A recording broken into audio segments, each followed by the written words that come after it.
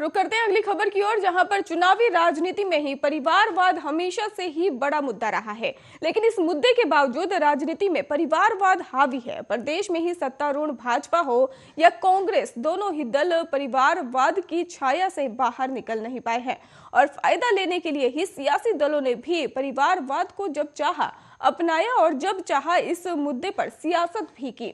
विरासत की सियासत के दम पर ही राजनीति कर रहे अधिकारी टिकट की चाहत कर रहे हैं। आपको बता दें कि जानकारी के मुताबिक कहा जा रहा है कि परिवारवाद की राजनीति के मामले में कांग्रेस सॉफ्ट टारगेट हो रही है और भाजपा ने इस मुद्दे पर ही कांग्रेस पर हमेशा प्रहार किए हैं। लेकिन तस्वीर का दूसरा पहलू ये भी है कि वो खुद परिवारवाद की छाया से महफूज नहीं रह पाए हैं और उत्तराखंड के उपचुनाव इतिहास साक्षी रहा है कि जब जब भाजपा के सामने नया उत्तरधारी चुनाव का अवसर आया है, उसे राजनीतिक फायदा लेने के लिए ही परिवार के सदस्य को ही चुना गया है।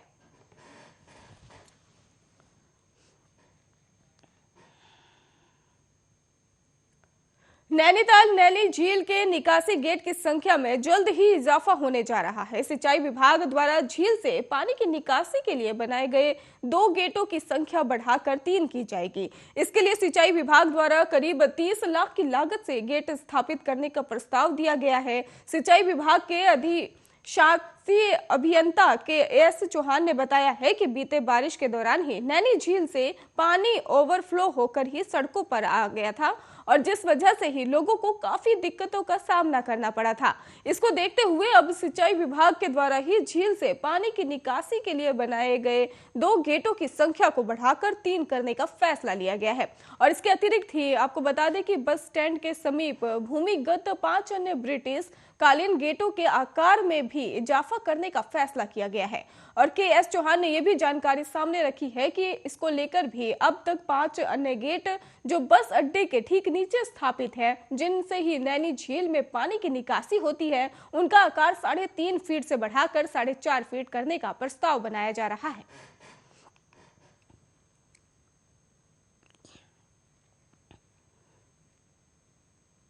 वहीं उत्तराखंड एसटीएफ को बड़ी सफलता मिली है। एसटीएफ ने ही आपको बता दें, इसको लेकर भी ट्रक लूट मामले में ही चौसीफ नाम के ही बदमाश को गिरफ्तार कर लिया है। चौसीफ इनामी बदमाश है और बदमाश चौसीफ पर ही 10,000 रुपए का इनाम घोषित किया गया है। आपको बता दें कि इसको लेकर भी लूट के बाद 2019 से फरार था और पुलिस तब से ही इस बदमाश को गिरफ्तार करने के लिए हाथ पैर मार रही थी। उत्तराखंड के एसटीएफ को ही इनामी बदमाश चौसीफ के ही गाजियाबाद में होने की सूचना मिली थी और इसके बाद पूरी प्लानिंग के साथ ही एसटीएफ ने बदमाश को पकड़ने की कार्रवाई की और बदमाश को ही उत्तराखंड एसटीएफ ने गाजियाबाद से लोनी से पकड़ा है और पुलिस को देर रात इस कुख्यात बदमाश को पकड़ने में सफलता मिली है। उत्तराखंड के डीजीपी अशोक कुमार ने जानकारी सामने रखी है कि एसटीएफ की सफलता पर खुशी उन्होंने साफ तौर पर जाहिर कर दी है।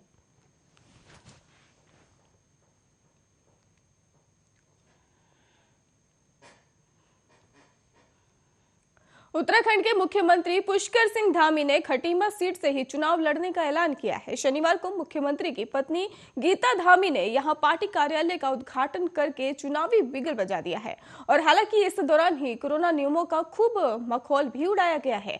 इस अवसर पर ही उमड़ी भारी भीड़ में 2 गज की दूरी नहीं दिखाई दी है। कई लोग बिना मास्क के नजर आए हैं और चुनाव आयोग की तमाम हिदायतों के बावजूद कोरोना नियमों की अनदेखी की गई है और कोरोना नियमों की धज्जियां भी उड़ाई गई हैं। इस पर ही सीएम की पत्नी ने अपनी सफाई में कहा है कि कोरोना गाइडलाइंस का पालन किया जा रहा है। बता दें आपको कि उधम सिंह नगर जिले में ही खटीमा समेत 9 विधानसभा सीटें हैं और जिसमें से ही 7 पर बीजेपी का कब्जा है और सीएम पुष्कर सिंह धामी लगातार तीसरी बार खटीमा विधानसभा सीट से ही चुनावी मैदान में उतरने का ऐलान किया है। वो इससे पहले ही 2012 और 2017 में यहां से चुनाव जीत चुके हैं।